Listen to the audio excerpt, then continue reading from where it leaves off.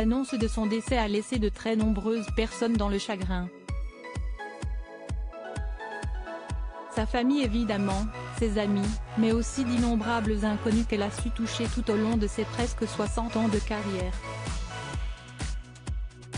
Jane Birkin a été retrouvée sans vie ce dimanche 16 juillet dans son appartement parisien par son aide-soignante.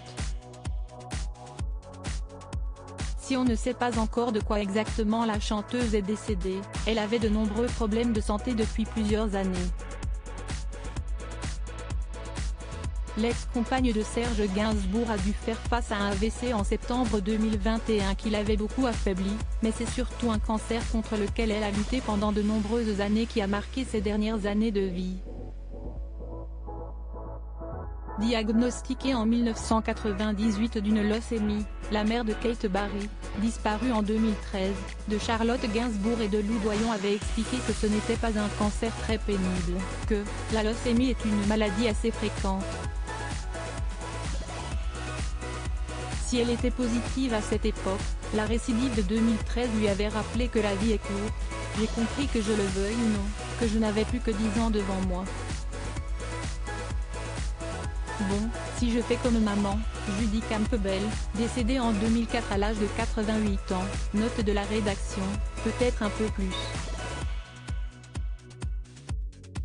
Mais, il n'y a pas un moment à perdre, avait-elle confié, bouleversante, en 2013 au magazine Paris Match. Jane Birkin, Serge Gainsbourg, Jacques Doyon, Olivier Relin. Ces hommes ont marqué sa vie, une santé qui déclinait pour Jane Birkin soutenue par ses filles lors de ses épreuves. L'artiste avait eu le malheur d'apprendre à la fin de l'année 2013 la mort de sa fille aînée.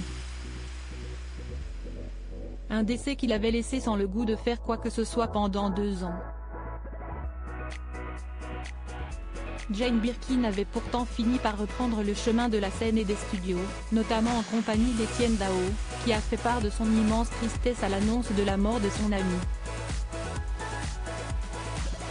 Mais les soucis de santé ont continué à la poursuivre, jusqu'à son AVC il y a presque 2 ans.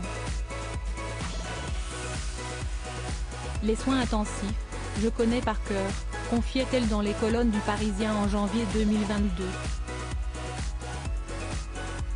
Un an plus tard, la grand-mère de 6 petits-enfants révélait dans le journal suisse Le Matin, sans vraiment le dire, qu'elle souffrait toujours de sa leucémie. J'ai eu le Covid 6 fois. C'est quand même incroyable, je n'ai malheureusement pas du tout d'immunité à cause de ma leucémie, il faut que je fasse plus attention. Sa dernière apparition publique datait du 24 février à l'occasion de la cérémonie des Césars.